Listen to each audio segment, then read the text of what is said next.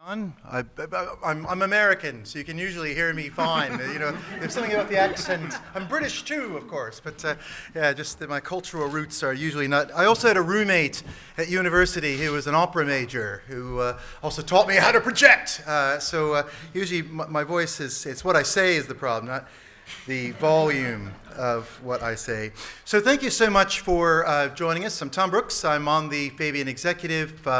Day job is law prof at Durham University, and we are with a star-studded cast for the panel today on the left's agenda for defeating populism. Of course, this has been increasingly of concern in this country. I know others who escaped my other country because of various populism concerns, particularly of a former president making noises about trying to do it again. And there's a number of different issues and challenges for us to reflect on in this panel, such as what are the big challenges for the UK in 2023 with respect to defeating populism, and how do they compare to those facing other countries?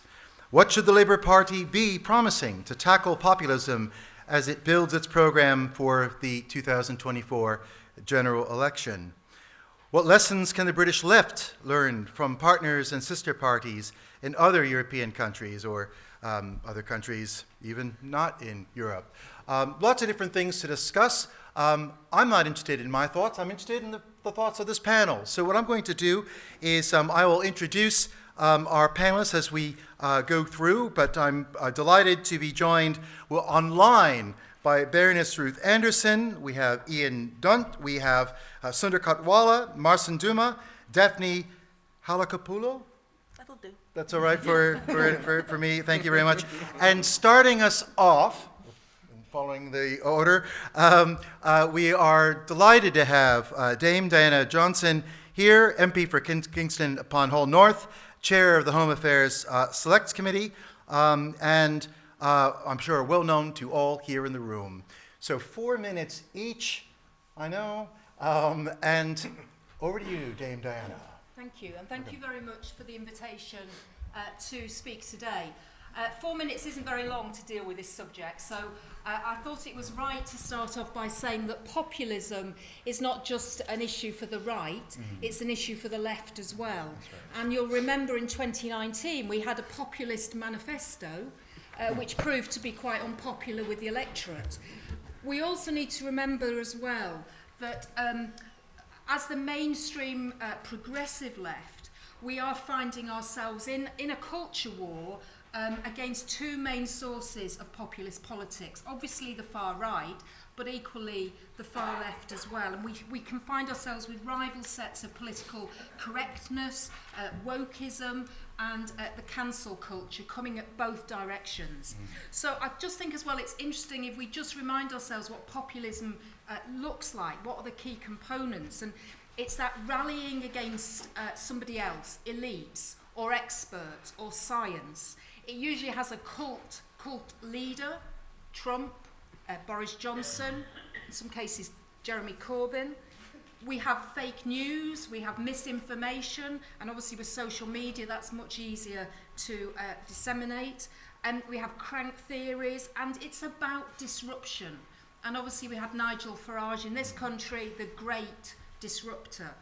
And often it's mixed up with misogyny and anti-Semitism. Jonathan Friedland wrote a really interesting article in The Guardian a few weeks ago about, it was about the Republicans who were at that stage were finding it very difficult to elect a speaker in the US. And what he said in that article was that the Republicans were really struggling because populism, and the Republicans embodied that, weren't really about governing. They were about that disruption and about that campaigning and about challenging the status quo.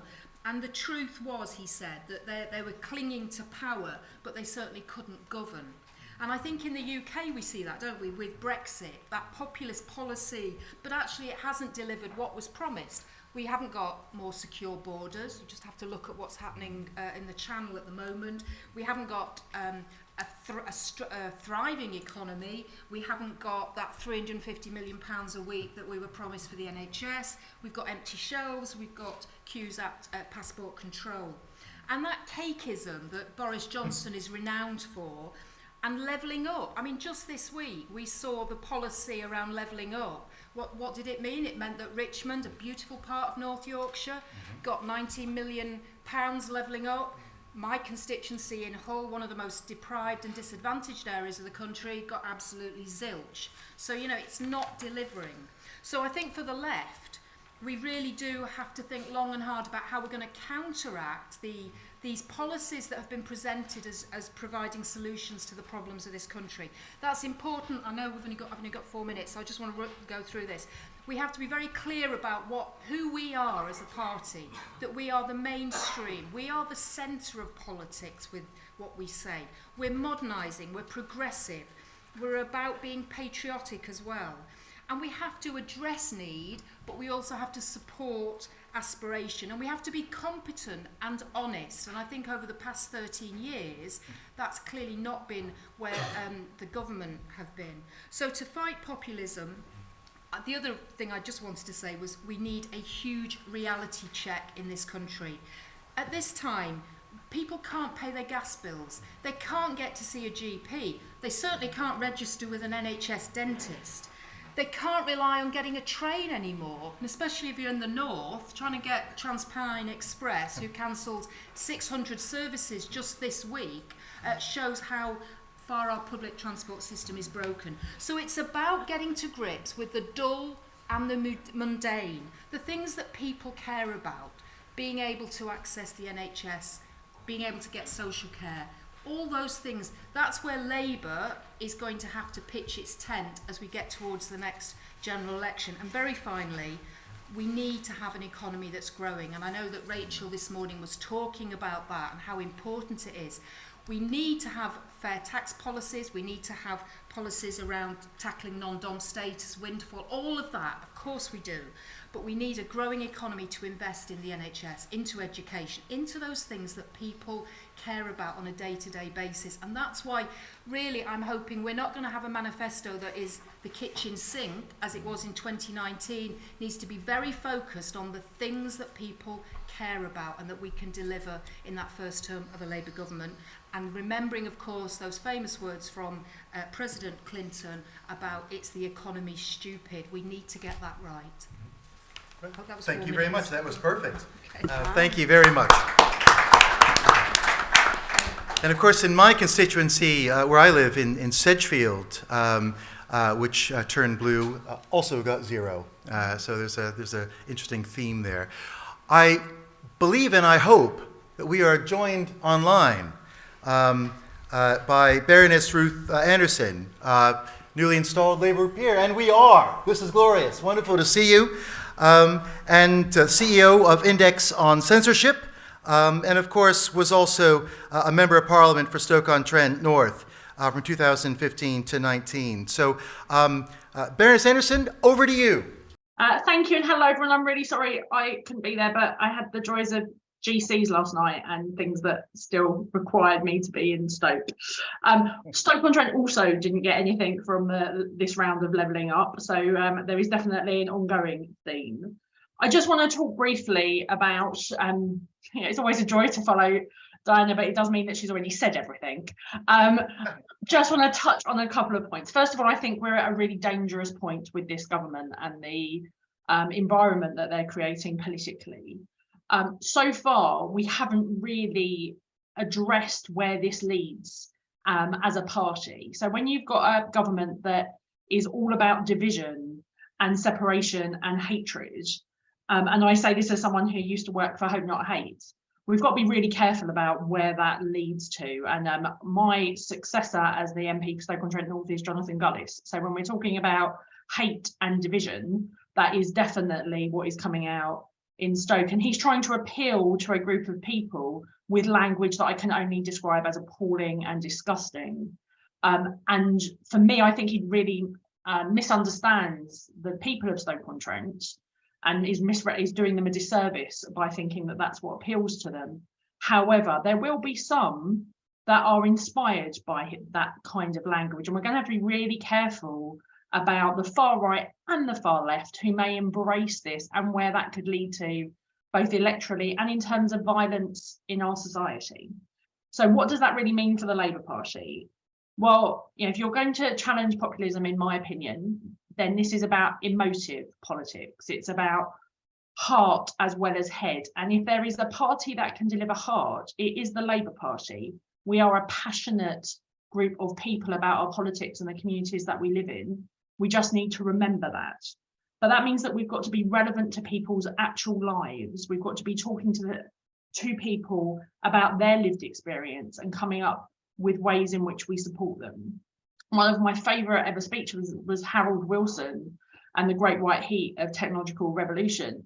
That was an opportunity to, what we offered in that speech was that we would hold people's hands as the world was changing around them, that we would be a support and that they would thrive in the next iteration of what the world was going to look like. And we need to be doing that again. We also need to be campaigning and delivering on issues that matter to people, not the issues that we wished mattered to people. And that is a significant distinction. As a party, all too often, we get caught up in the issues that are really relevant to us because of our value sets that mean absolutely nothing to the people that live on the council estate around the corner from where I'm sitting. And I just think we've got to be really, really careful about what we do and how we do it. And the other part of this, and I'm very aware I'm talking to the Fabians, but there is a Guardian versus Daily Mirror conversation here about the language that we use when we're talking to people. And it is historically really easy for the Labour Party to get caught up in the issues and language of the Guardian when we're actually seeking to represent and be from the communities, which I am. We only had the Daily Mirror at home when I was a kid, of the Daily Mirror, and we need to be really careful about what we're speaking about. And the case in point for me, because I realise 4 minutes is very short, is the campaign on net zero. I just want to use that as an example of where we've got to be really careful. Environmental issues are incredibly important. They were the main topic actually at my GC last night, strikes and the environment. But I live in Stoke-on-Trent. We are the potteries. Our identity is about ceramics. And it's not just our jobs, it is genuinely our identity is ceramics. So when we talk about net zero, what my former constituents hear is we're going to shut down the pots because we're going to shut down the kilns, and that because they're energy intensive. So what they don't hear is the next generation of jobs or how we could use hydrogen or alternative power sources. What they hear is that is the end of the industry. That is both where they work, but also what they are. And I think we've got to be really careful about what we do that. And it's not just, it's steel in Sheffield, it's glass, it's, there are energy intensive industries. We've just got to be really, really careful about our use of language. So that is my challenge to us going forward. Great. Well, thank you very much.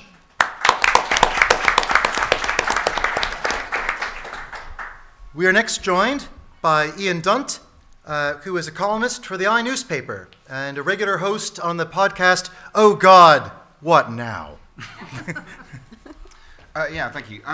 So I'm less concerned really about defeating populism than I am with killing it. And that is a process that's going to take place over the next 5 years or so. It's not just about this year. Populism offers no solutions. Its framework, its political framework, the binary that it has, is essentially a conspiracy theory binary of the people all pure and good and the elites composed of outsiders who have corrupted the people. Because it's a conspiracy theory, almost everything that it does flows with conspiracy mentality. It invents enemies and it entrenches division and it offers no solutions whatsoever to the real problems that people face. Our job over the next 5 years is to demonstrate that our way works, that it improves people's lives, that evidence-based policy based on moderation and compromise and empiricism is the manner in which we conduct politics that will improve your life, whether it's the health service, whether it's education, whether it's transport, whether it's opportunities. What I would like to see, I have to say, even this year in the Labour Party, is less thinking about how to win the election. I recognise, of course, that that is a rather important element of what happens, but nevertheless, and quite a lot of thinking of what's going to happen after that election. Because if Labour gets in, and it is a shambles, it will contribute further fire and fuel to the populist cause. Now we need to look back to when things really were very effective. And I think the last modern period for that was the second Blair term, so 2001. Now, I'm sure you all have lots of interesting opinions about Tony Blair, and I can't tell you how much I don't want to hear them. What's interesting about Downing Street in that period is the manner in which it functioned operationally.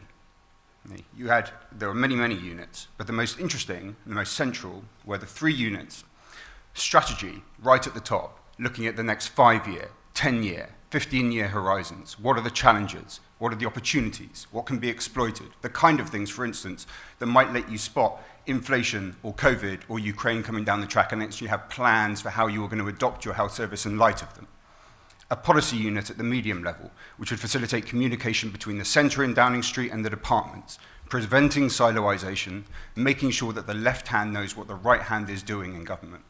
And most importantly, the delivery unit at the bottom, which is run at that point by Michael Barber. Now that's where we got the 98% target for 4-hour way to A&E. Now that was not just one of these numbers that gets thrown out like this many thousand policemen or this many thousand hospital beds, which is frankly a very, very stupid thing to want and tends to indicate that you're pursuing a PR strategy rather than a political one. It was designed because that was the way to improve the health service in general when it came to ambulances, when it came to specialist appointments, when it came to hospital beds for inpatients. It was pursued by short-term benchmarks, monthly, weekly, coordinating departments, making sure the work got done. And what it offered, more than anything else, most importantly, I think, was insulation against distraction. Even when British politics turned into all about the war on terror and Iraq and Afghanistan, that whole period, we barely ever talked about these issues. We were talking about Iraq and all of that. However, because the delivery unit could just be set up and work on the promises, it could deliver on the promises, even when the Prime Minister himself or all the people around him got fully distracted. Now, we don't see any of that at the moment under this government. I don't think we've seen much of it even since the period that Brown was in charge. We see people that are easily distracted, so when they offer a promise, it never gets fulfilled, and it makes it very easy to tell the stories that populists tell of the elites are always against you, they're never going to stand up, they're never going to deliver on what they're doing. So at the moment, if our real plan is not just to defeat it in an election, but to kill populism, it is to demonstrate that our way works, and the way to do that is not just policy, it is also thinking about operationally how we're going to conduct ourselves over the period which follows. Thank you.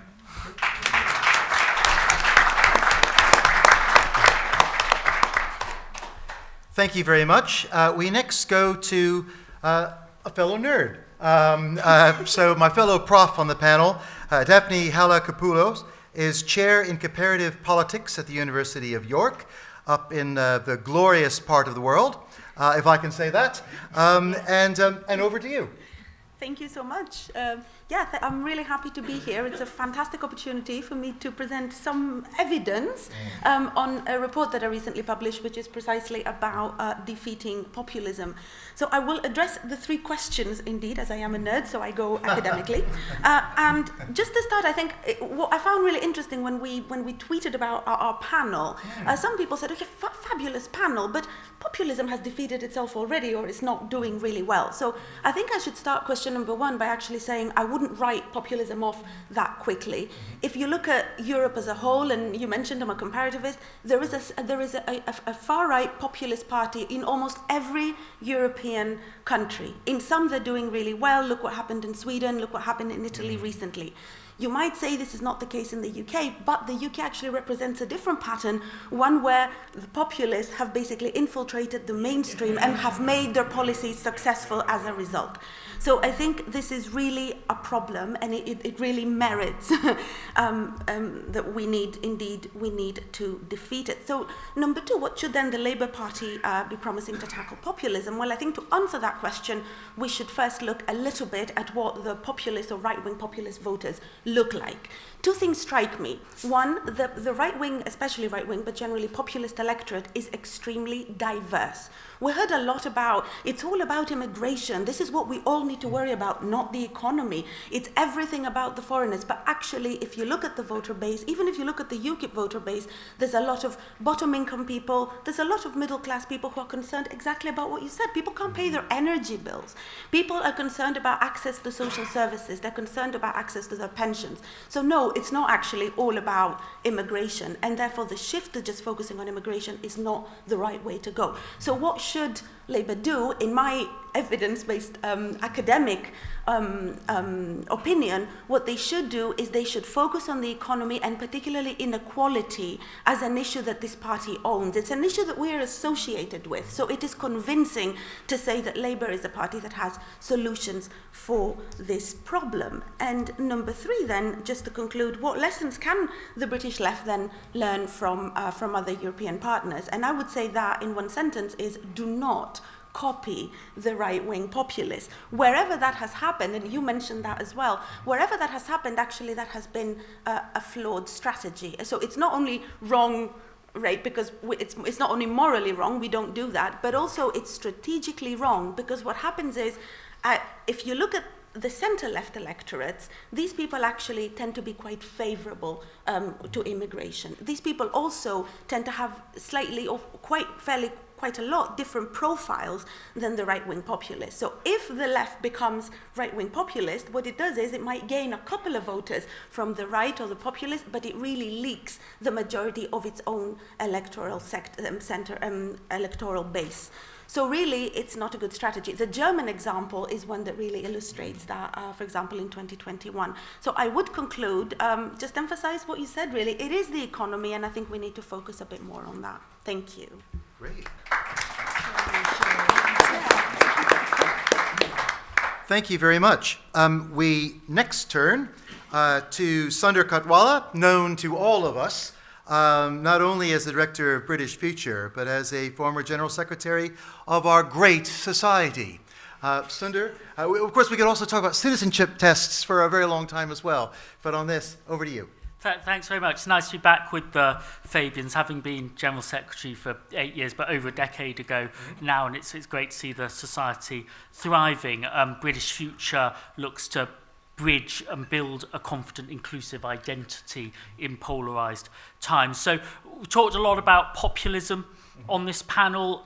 We can talk about lots of different things, but it is, as people have said, them and us, the people and the elites, the people versus the system. It's simplicity, not complexity, and it's not having a problem with making promises you can't keep, which if you're a small party, that's fine. If you're a governing party, it's difficult, as we can see as well. So how do we tackle that in Britain or elsewhere? Just a few do's and don'ts, and I'll start with the don'ts. If you get this one right, it all falls into place. Don't be the opponents the populists describe. Don't be the caricature anti-populists that the populists are talking about. And the Remain campaigning of 2016, before and especially afterwards, it slightly failed that test, actually. It was received as fitting the bill of the sort of villain that the populists wanted. Now, if you might be a little bit like the people they're talking about, just think about how not to get about that. That relates to my next don't, which is you don't defeat populism, unfortunately, with evidence, facts, information, lectures, and explanation. Those are very good things.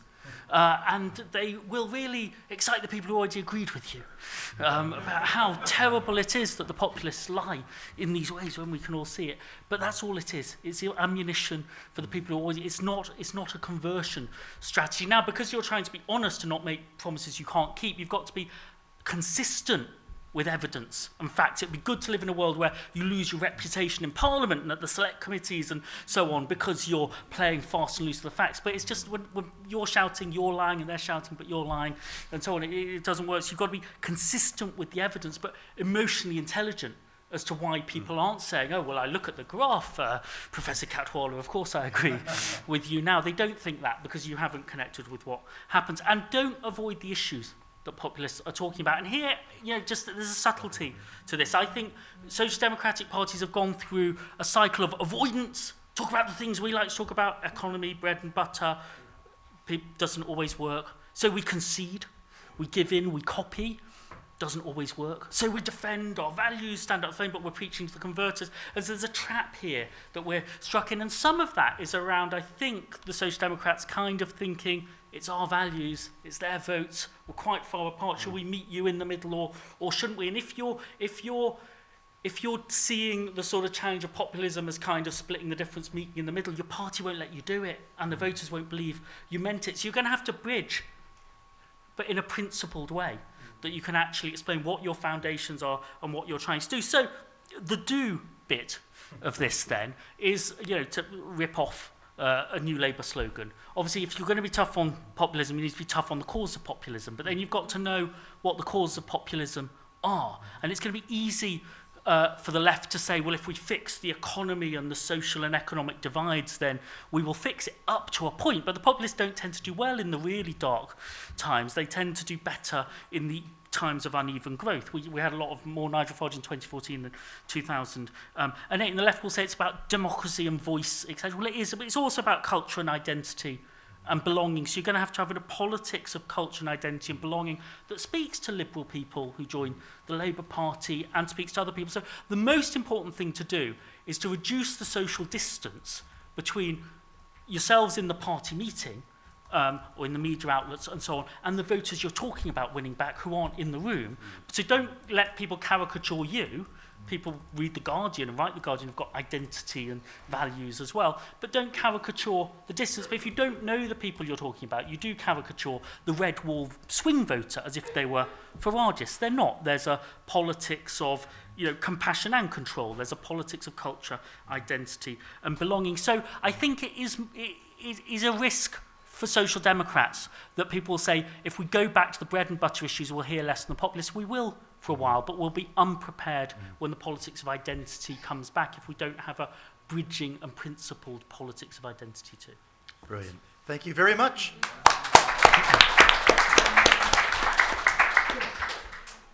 Very well disciplined, this panel, I have to say, on its timing. Very impressed, much better than Babbling Brooks.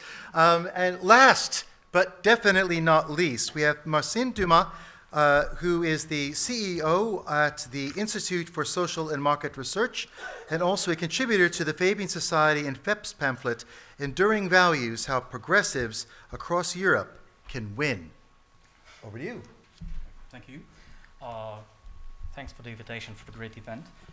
First of all, a few words, the background.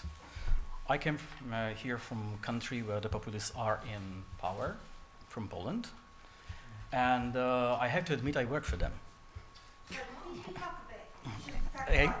I work for them, not only in my country, but for example in Hungary too. But this is not the only party I worked for, because I left for the Christian Democrats and for the left too. So this is quite broad experience. But I have to admit, and it disturbs me, that I like working for populists. They are marvelous clients in a research. Really they are. Because they do a lot of research. They have no values. But they seek new foundations for building a vision. Because they perceive the politics as a market. And they're merchants. And their merchandise is a vision of future, a promises. Of course, when they sell whole stock of promises, they seek new merchandise. And guys like me came in and say, okay, let's do it. So I'm very happy to work with them. And what I think we need to, let's say, embrace in order to defeat populism is that populism was, is, and will be present into politics. We cannot get rid of it. We can defeat it, but after some time they will reborn, and we must be ready to fight them again. What we need, how we can do that if they are searching for different from different areas. There are kind of signs that show us that this is the moment that populism can emerge in policy, because they are feasting on fears. They are feasting on people feeling insecure. It is fueled by acceptance or even hunger for political risk by the voters. And these are the signs that show us, okay, we can have a problem in politics. They use this fear, this hunger for risk as a foundation to build their story. And the story is a weapon, from my perspective, to fight the populism. What is the story? The story is, of course, this is a political program, but not told as a book or told in the book, but told by very specific proposals that we present to the voters. We are not saying, okay, let's be green now. The populists won't say, okay, let's be green, okay. We will build a biggest offshore wind farm. That's the story. Not saying I'm green, I'm gonna be green. And embracing those methods, embracing those storytelling in politics, this is the way to defeat populism, because we have to understand that they are very agile in the politics. However, in this building foundations to defeat the populism, we need three things. Solid values, because the populists don't need them, but we do. The credibility, a reason to believe our candidates, our political movement, and the story which will be complex, understandable, attractive, and close to the voters' desires. Those deep one, hidden two. Thank you. Thank you very much. Okay, well, we have some time for questions. I'm going to do it in the 3 at a time honored way, starting with you in the back, and state your name and ask your question. Thank you. My name's Alex Murdoch. I'm a professor emeritus with a particular interest in populism. One of the issues I've found with my research is that people, when you challenge populism, it's called, I think, cognitive dissonance in psychology. They double down. In other words, they believe even stronger. And so the evidence there, perhaps in America, is with Trump's core. As he said, he could shoot someone on Fifth Avenue and they still wouldn't swerve from him. So what do you think about that? The fact that, if you challenge someone with facts and I would, with respect, with values, they just double down, whether the left or the right. Woman here at the back. Hello, my name is Micah. I'm a Young Fabians and Labour member. And I really sort of agreed with the insight sort of on kind of, the fact that you can't counter populism with facts. I do wonder, though, just looking at an example from the roundtable with Jonathan Reynolds earlier, one of the panelists said, well, just look at Europe, we've got the evidence that Brexit was a bad idea. Just why haven't we still learned from how to address that? Why are we still trying to convince people, and why aren't we able to move on? Wouldn't that be a better solution to tackle populism? Thank you. And the third, I'll take George. Microphone coming.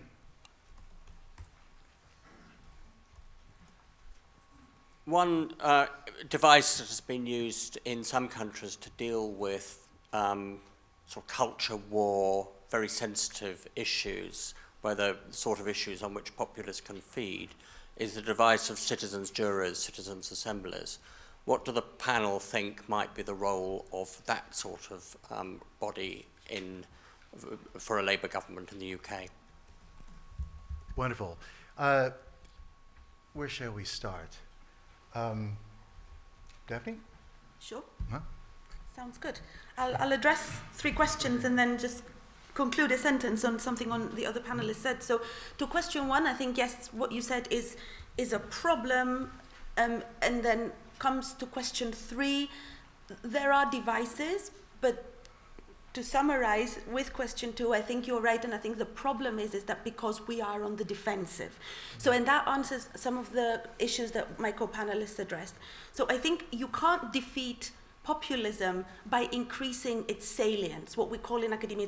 In other words, the more you talk about it, the more you make it prominent. And then it becomes prominent, and then the parties that don't own this issue by default have to search their identity. How can we address identity? It's not about, this is not what we stand for, and automatically we lose because we send people straight to the arms of those who own these issues of culture, of immigration, etc. So I always use this metaphor of it's like playing football in somebody else's court, right? You're always on the losing side.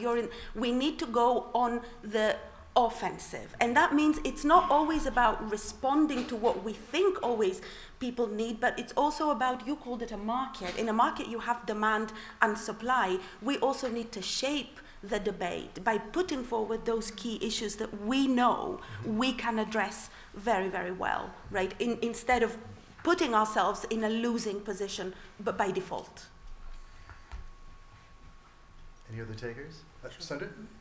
Yeah, these points about facts, I mean, you call it the myth of myth busting. It sounds good to bust someone else's myths, but if it worked, it would all be over. And so you accept facts that are easy to accept. If you're in the majority of people in a European country that thought the European Union was a good thing, then that gets reinforced after Brexit, because Ireland wanted to stay in, it now wants to stay in more. But it doesn't persuade the people who didn't. They might have been let down and other events happen. So who is the audience? Many of our debates, especially about identity, there's a polarisation between a quarter, and then the strongest views there are shouting at each other over the internet. Well, you're trying to talk to the person in between, and you're putting them off by your engagement with that conflict. So you then have to think about what you're doing. There's an emotional intelligence here. Let's say I want to protect a norm against a racism or prejudice.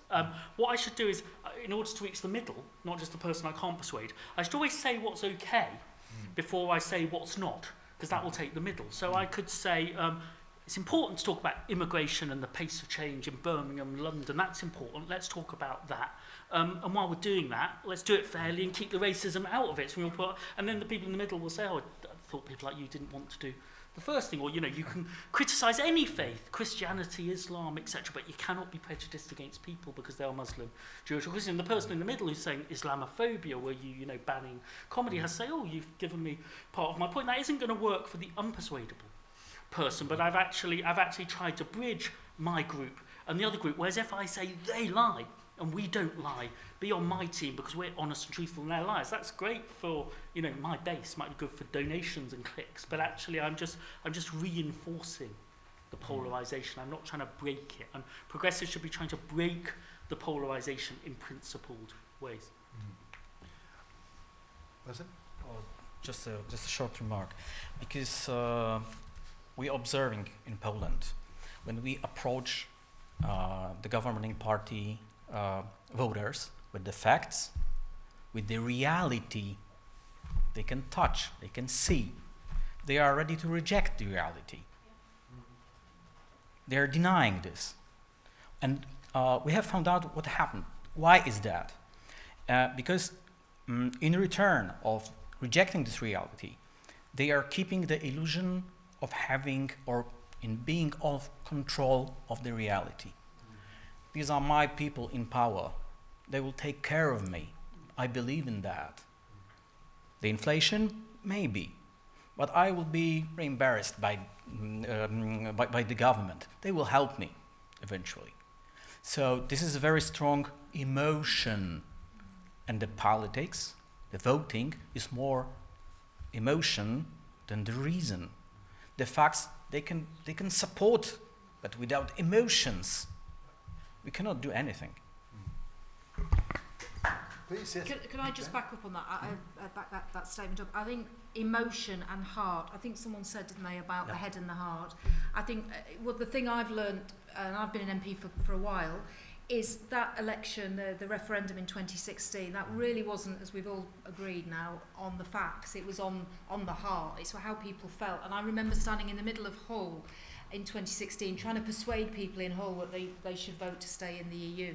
And it was all about that emotional thing that they couldn't really explain, but it was just about harking back to, you know, Britain being great, our great history, all of that. And even when I was saying to them, but we're going to be poorer, it's going to affect, you know, the amount of money we have to spend on public services, they were saying, well, I don't care. Actually, that's not what this is about. So that's important. And just, can I mention the question about citizens' juries?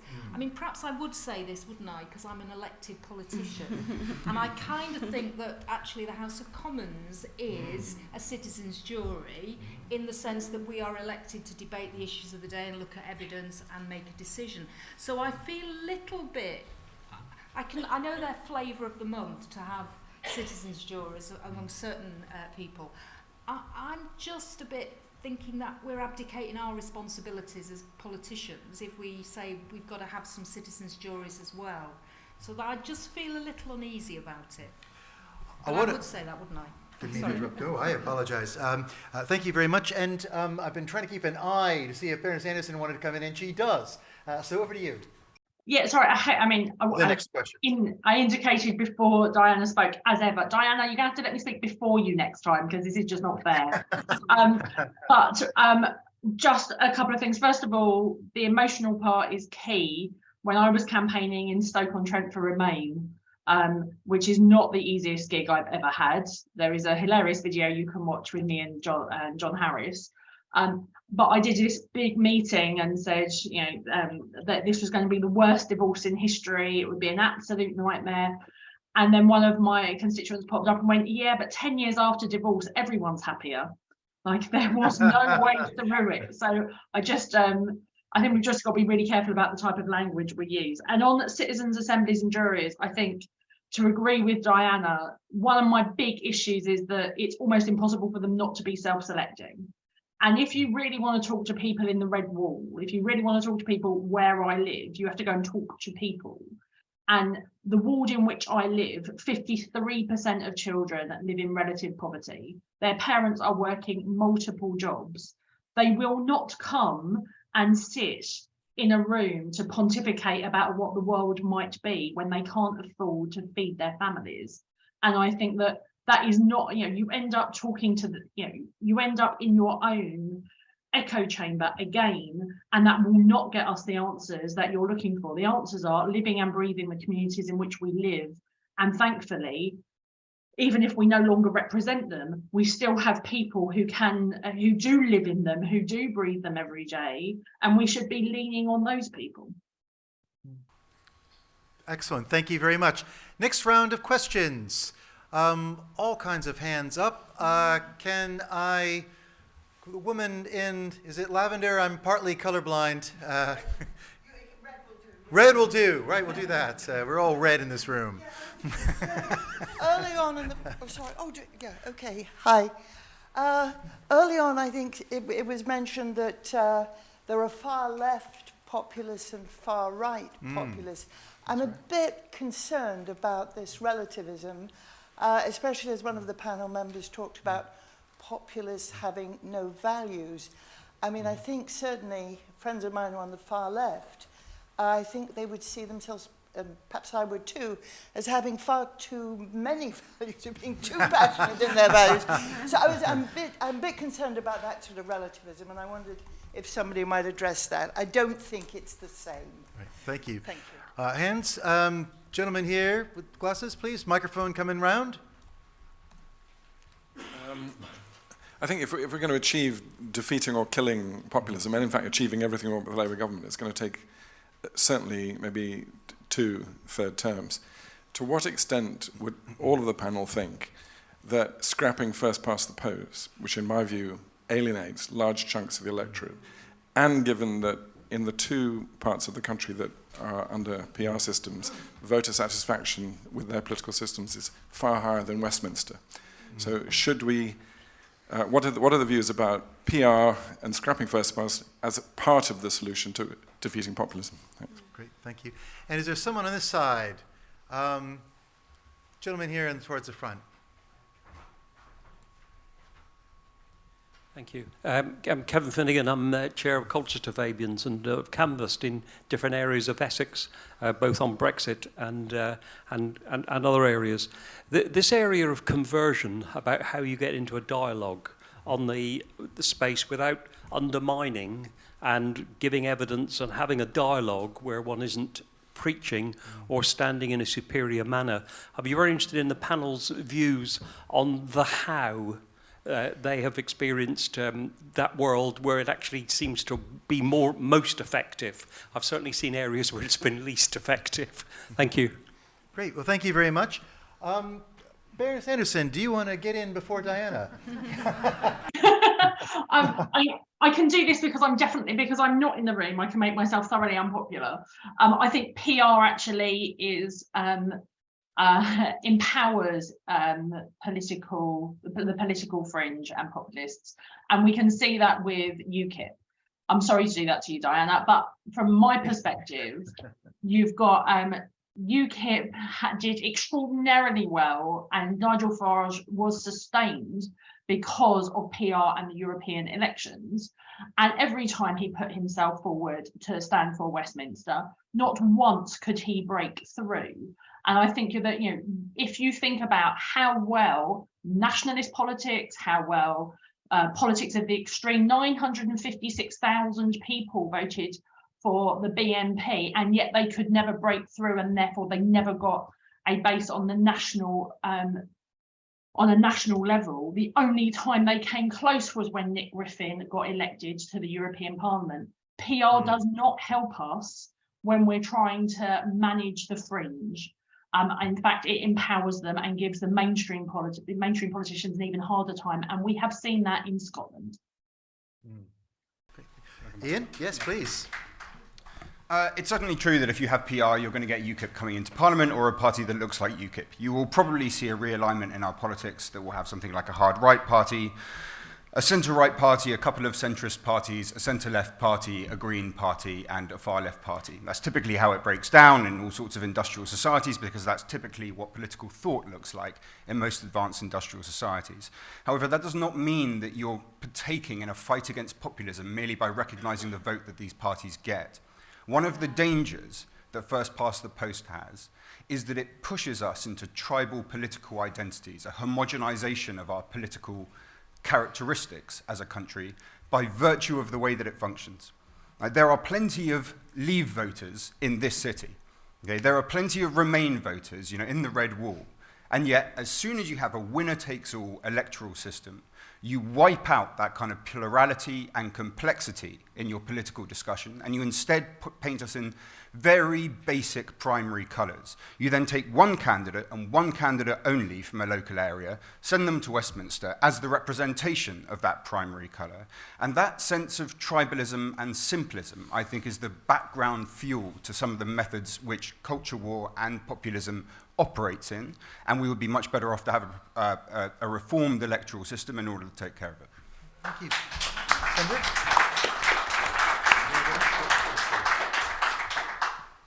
Electoral reform is important for or against it for lots of other reasons. It's actually a distraction here, because some people think it's the answer to everything. If you're a Liberal Democrat or some of this party, you think that, and some people think it would be terrible. But electoral systems are part of political cultures and reinforce them and change them. And so, so America has a majoritarian system.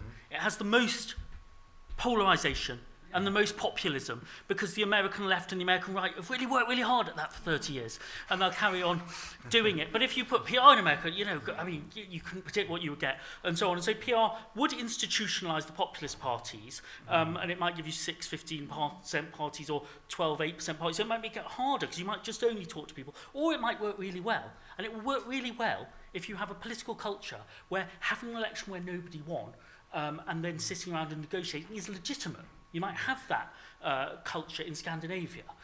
For example, you've had it for a long time. You might have it in Scotland now. You might not have it. And if you've got that, it's fine. If you haven't got that, it's terrible to have, because it's a fair way to elect a parliament, but it's a really unclear way to chuck in and chuck out a government. So actually, if you want electoral reform in this country, you've got to shift the political culture first, to have a culture where negotiation and compromise are more important. If you haven't done that, you'll get a coalition. We had a coalition Nick Clegg and David Cameron, and they all tried to do what they thought was right in the circumstances. It made coalitions less popular and less legitimate. So it's actually a distraction, I think, to think the electoral system does that. Actually, it's the political culture you have that will decide what electoral system people want. Thank you.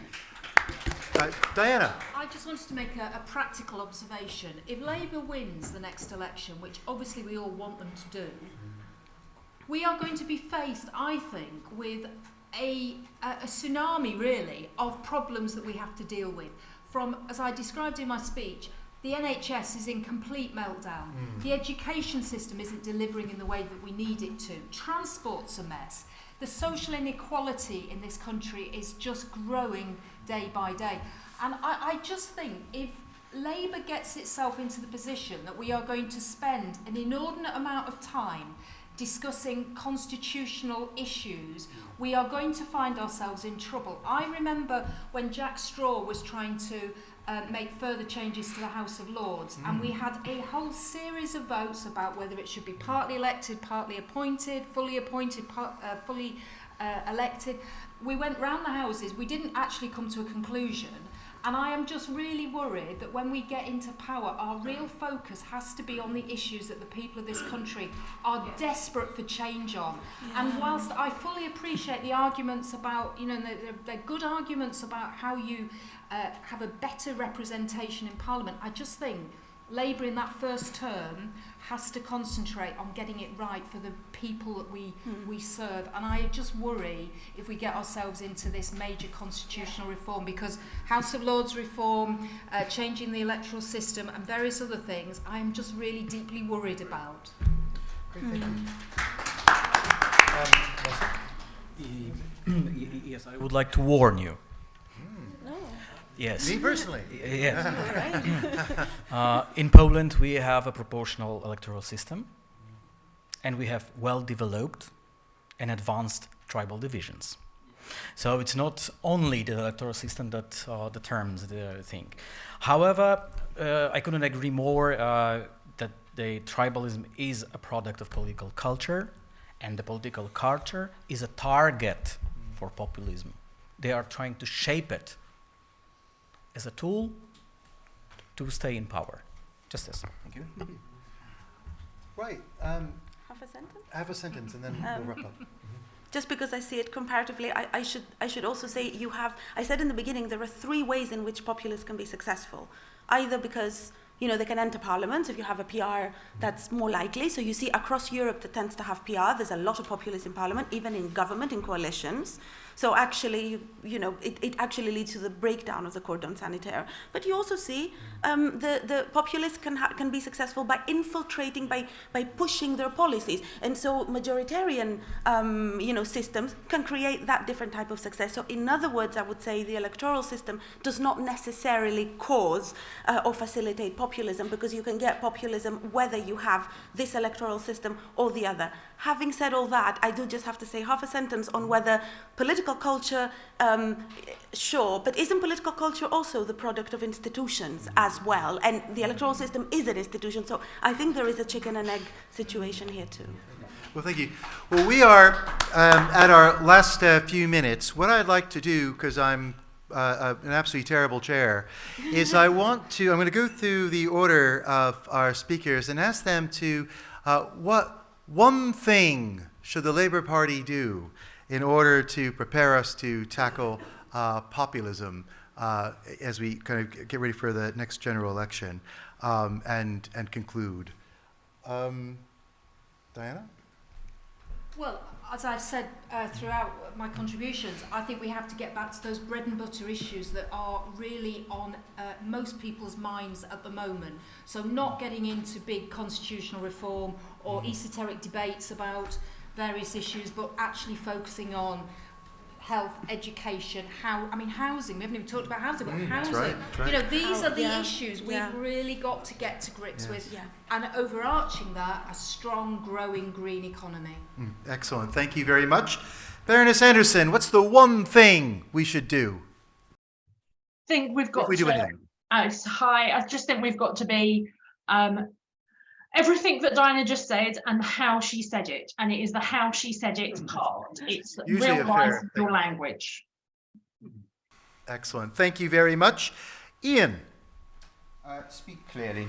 The British political class has developed a tendency to behave like some kind of managerial automaton. What people really want to be talking about is, and blah, blah, blah, blah, blah, and your brain switches off, and it encourages that sense that these bastards are lying to me and trying to pull a fast one on me somehow.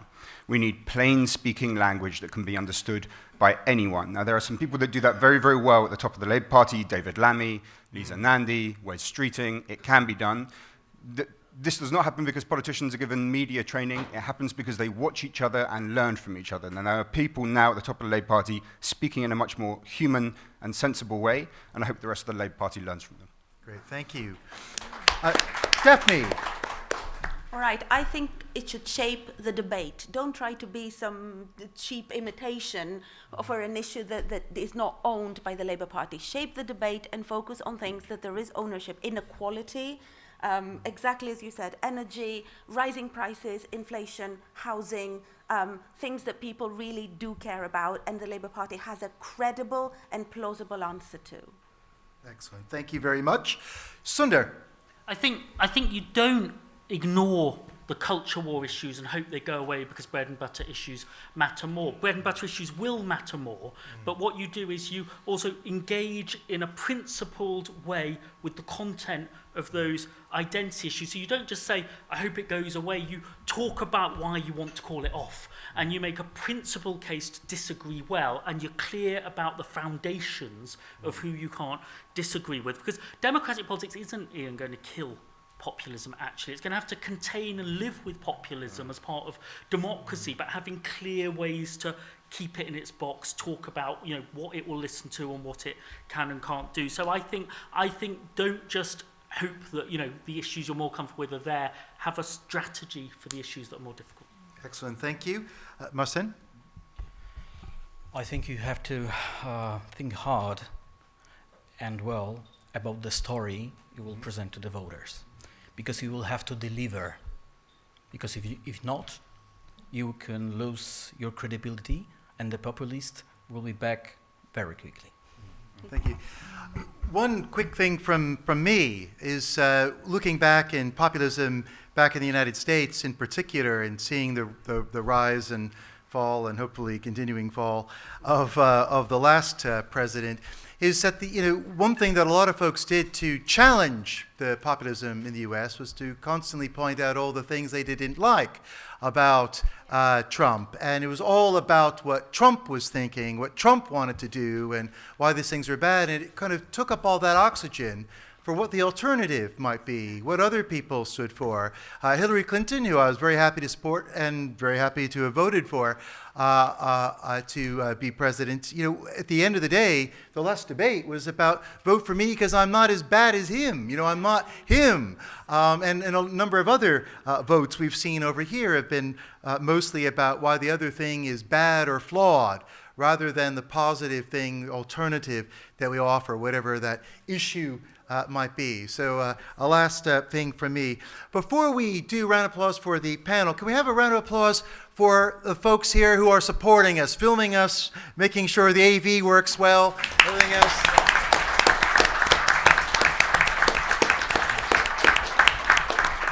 Done an absolutely sterling job. And so will everyone please join me in thanking our panel, both in person and online, for their contributions today. Thank you very much.